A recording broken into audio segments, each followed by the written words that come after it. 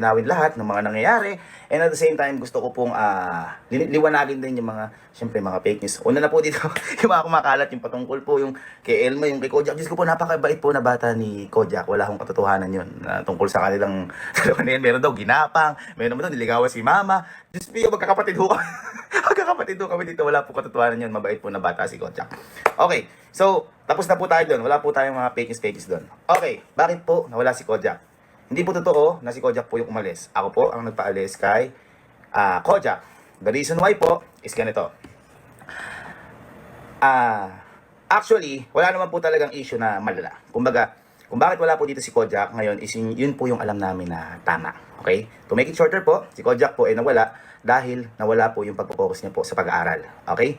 So, 2 weeks po siyang halos di pumasok, pero tinatanong ko po kung siya parate, oy, masok ka na ba?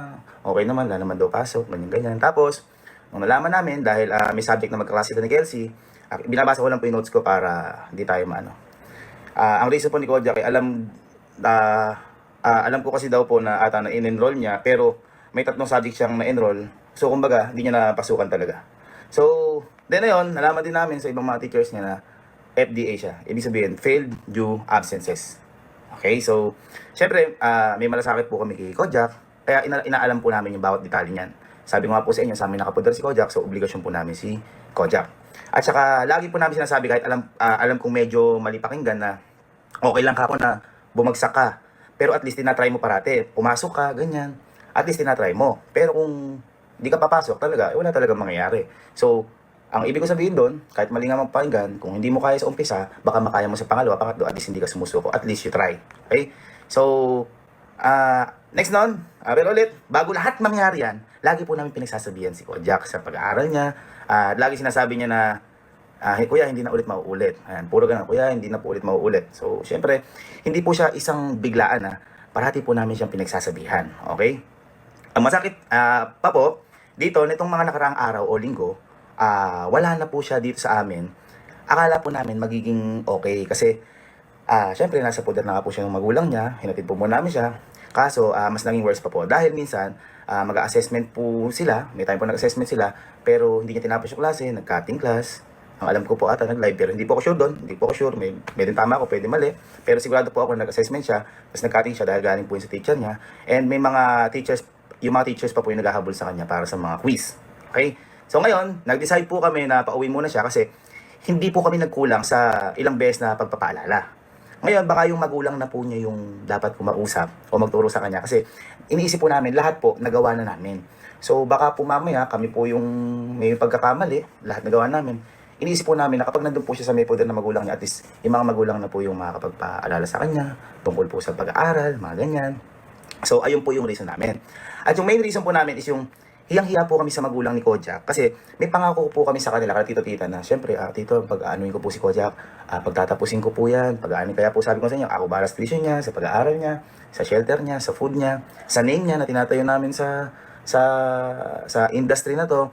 Kaso, ayun nga, nahihiya kami dahil ang parang naging priority ni Kojak yung pagla-live, ganyan, at saka, nakakalungkot dahil hindi ko po nagawa yon as dating teacher, hindi ko po siya.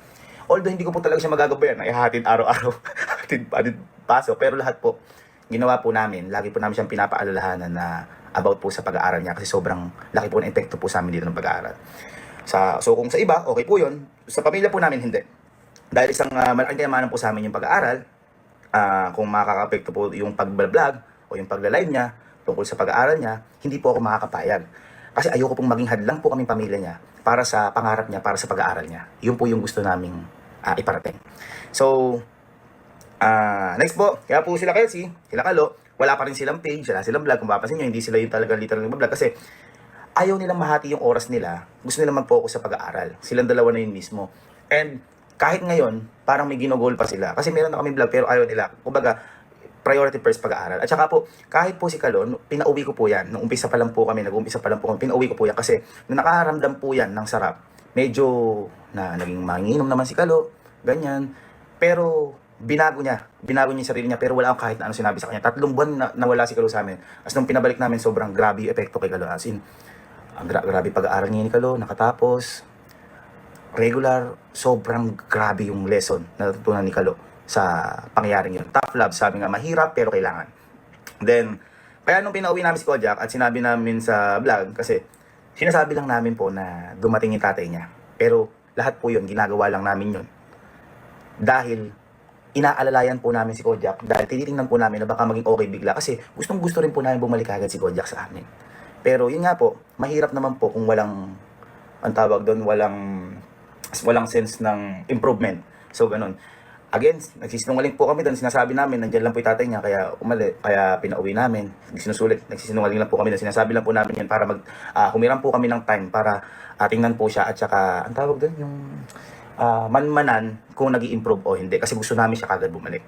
Sabi ko nga po, sanay na kami lang. Kung gusto lang namin humatak ng ibang tao, papataas, kaya nadagdagan kami dito. Hindi kami kasi selfish.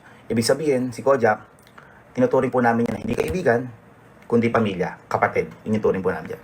Kung mali po kami ng desisyon, patawarin niyo po kami kasi hindi namin kaya na hindi makita si Kojak na makatapos. Sabi ko nga po sa inyo, nagawa na namin lahat, pinansyal, payo, pag-aaral, pangaral, pero talaga, pag ayaw na isang tao, ayaw talaga. Nasa kanya naman yan. Kaya ngayon, pag nakapokus si Kojak at okay na siya, kasi may mga problema din po sila ng family nila, may problema din po sila, hindi lang naman po pag-aaral, lagi po siyang mayroong tahanan para po dito sa may company. Kumbaga lang po, ayaw namin nga po makahadlang sa pangarap niya para sa pag-aaral dahil lagi pong busy dito, laging may ginagawa, lagi masaya, lagi may lakad, so baka mamaya maging hurdles o barrier yung para sa pag-aaral niya.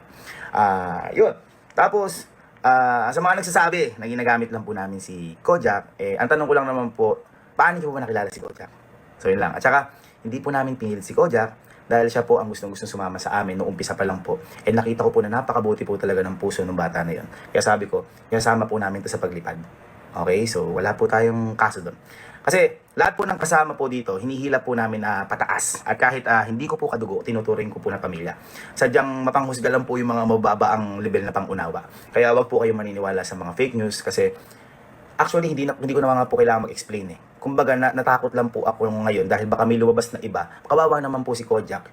Iba yung binabato nyo sa tao. Kumbaga, kaya lang po namin ginagawa ito para sa pag-aaral. Siguro lahat naman po tayo eh. Bawat pamilya, kunyari, nag-games yung anak mo. Ganun. O, tama na yan, mag-aral ka. Parang ganun lang siya. Pero, sabi ko nga, top love siya na, syempre, as a teacher dati, hindi ko po papayagan na hindi makatapos yung bata na yun. Suportado pa rin po namin yun. So, kinausap po ulit namin yung magulang ni Kojak dito, personal. At sabi namin, tingnan ulit kung mas maging okay si Kojak, kaso ganun pa rin.